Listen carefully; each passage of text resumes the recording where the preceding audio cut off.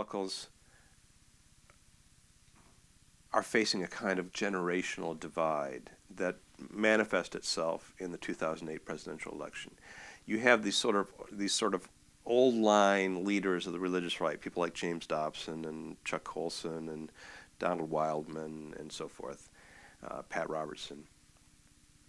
Falwell died in 2007, so his influence was not as great as it could have been, who keep insisting, and they are utterly persistent on this issue, that the only salient moral concerns are abortion and same-sex marriage or same-sex unions.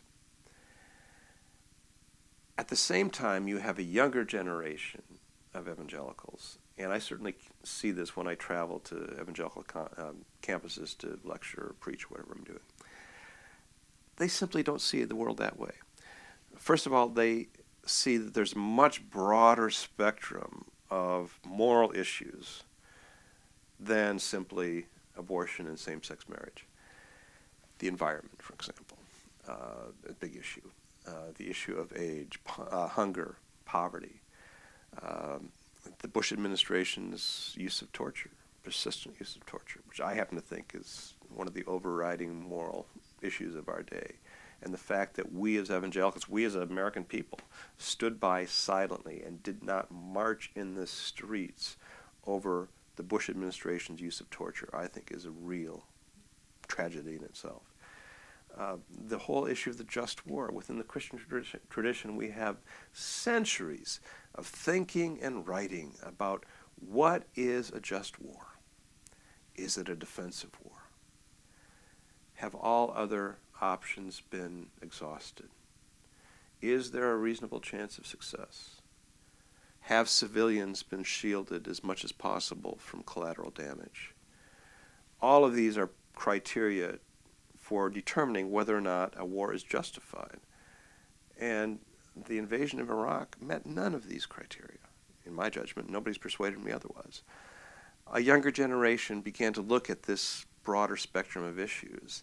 And I think the other thing that happened in 2008 is that for the first time in recent memory, at least since the 1976 presidential campaign, you had a Democratic nominee who was much more comfortable talking about his faith than the Republican nominee.